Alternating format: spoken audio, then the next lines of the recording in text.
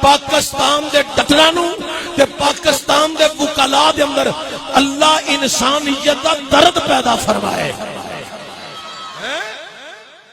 انہاں دوواں طبقیاں دے اندر اللہ انسانیت دا درد پیدا فرمائے. کل دا دل بڑا دکھے ہے. لاہور دے اندر پہلے ڈاکٹراں جو کیتا ہے پھر وکیلاں نے جو کیتا ہے.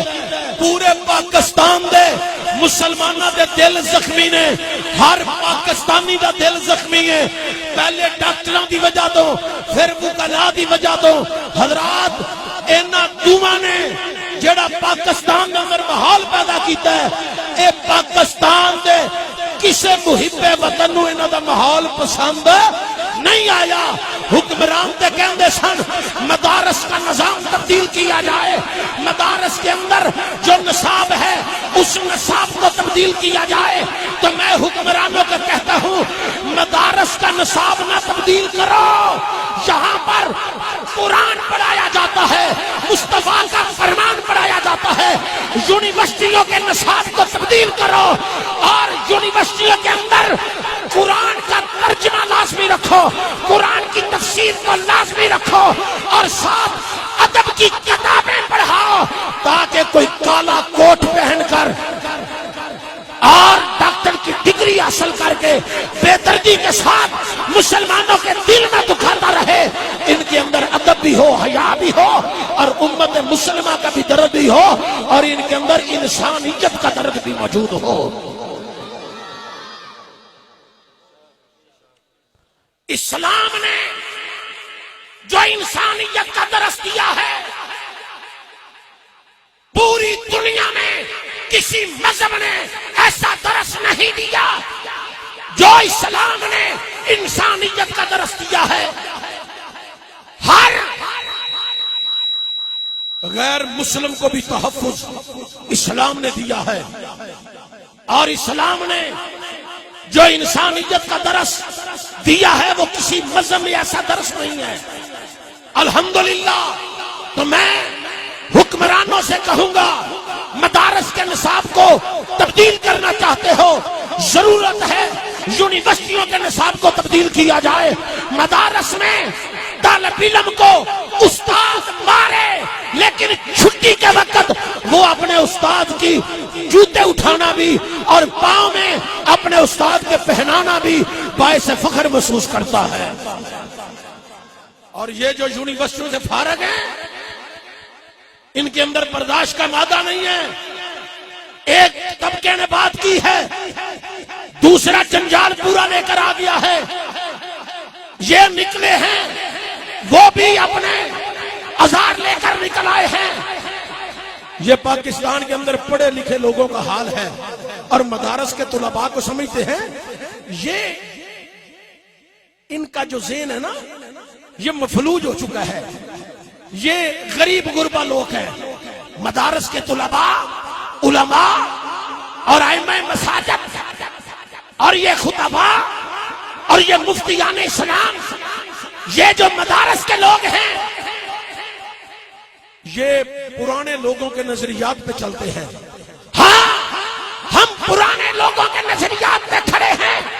ہمارا آج بھی نظریہ وہ ہے جو سیدنا صدیق اکبر کا تھا.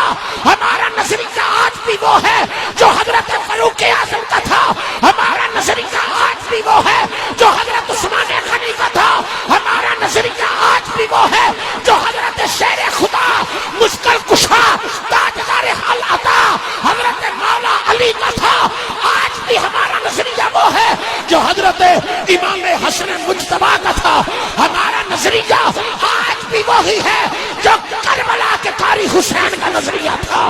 ہم انہی کے نظریے کے مالک ہیں, ہم انہی کی سوچ کے مالک ہیں. ہمارے اندر ان کی محبتیں بھی محفوظ ہیں اور وہ ہمارے ایمان اور محبت کا مرکز بھی ہے اور انہی کے نظریے سے ہم اپنی زندگی بسر کر رہے ہیں. تمہیں ضرورت ہے یونیورسٹی کے طلباء کے نظریات کو تبدیل کیا جائے. ایک یونیورسٹی میں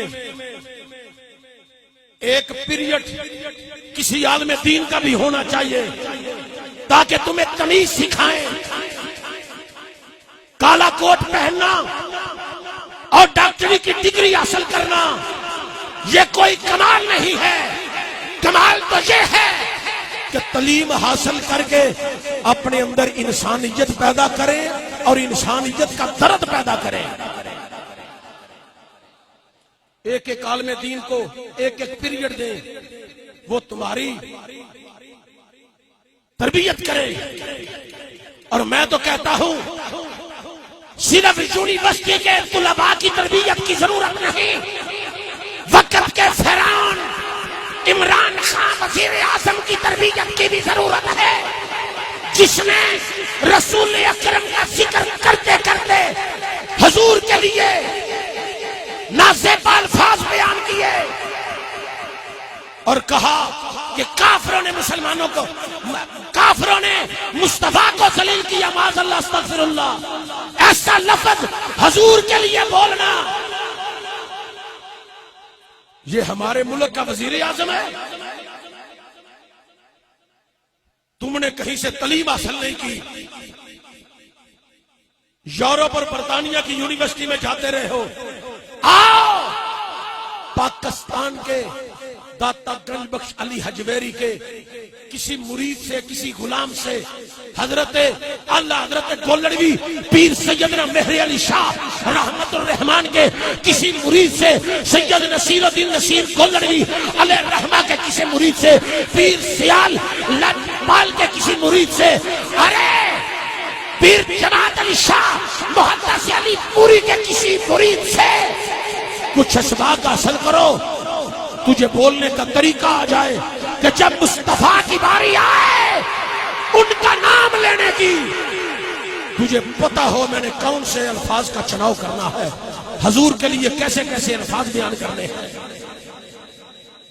یہاں پر ضرورت ہے صرف یونیورسٹیوں کے اندر ہی نہیں، حکمرانوں تمہیں بھی پارلیمنٹ میں بٹھا کر ایک عالم دین کو سامنے کھڑا کر کے اس سے تربیت حاصل کرو، وہ تمہیں بتائے اسلام کا نام کیسے لینا ہے، مصطفیٰ کی بات کیسے کرنی ہے، قرآن کی بات کیسے کرنی ہے، دین متین کے متعلق کیسے بولنا ہے، تمہاری اصلاح ہو سکے. بس تم نے اپنی یاریاں نبھانا سیکھا ہے ہندوؤں سے، سکھوں سے.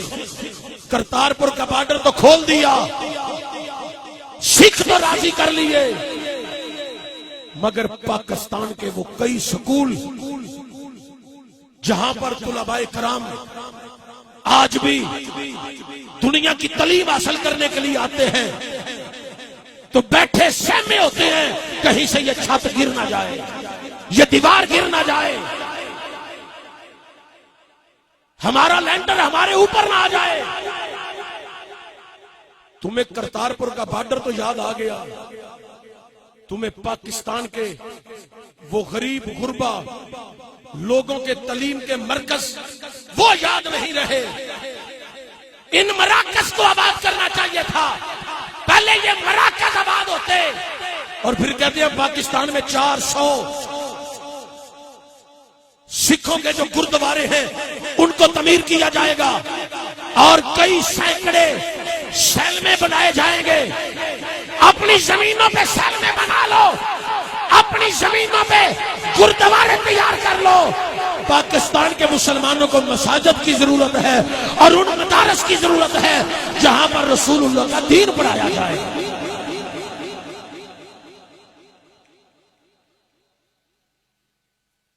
اسلام کے نام پر پاکستان کو حاصل کیا گیا تھا، لیکن آج ریاست مدینہ کا نام لے لے کر مجھے تو یوں لگتا ہے کہ ریاست مدینہ کا نام لے لے کر اس نام کو بدنام کرنے کی ایک سازش ہے اور یہ گھناؤنی سازش ہے. کام سارے کفر والے اور نام ریاست مدینہ کا لے کر استعمال کیا جا رہا ہے تاکہ آنے والے وقت میں کوئی یہ کہے ہمیں وہ جو عمران خان کہا کرتا تھا ریاست مدینہ والا ہمیں نظام نہیں چاہیے، یہ بدنام کرنے کی ایک سازش ہے. اپنا نظام چلاؤ، ریاست مدینہ کا نام استعمال نہ کرو. ریاست مدینہ میں کوئی غریب بھوکا نہیں سویا کرتا تھا، ریاست مدینہ میں کوئی کتا بھی بھوکا نہیں رہا کرتا تھا۔ آج پاکستان میں کئی بھوکے خودکشیاں کر رہے ہیں، آج پاکستان میں کئی بھوکے غریب اپنے بچے نیلام کر رہے ہیں، اور حکمران کرتارپور کا بارڈر کھول کے اپنی یاری اور محبت جتلا رہے ہیں۔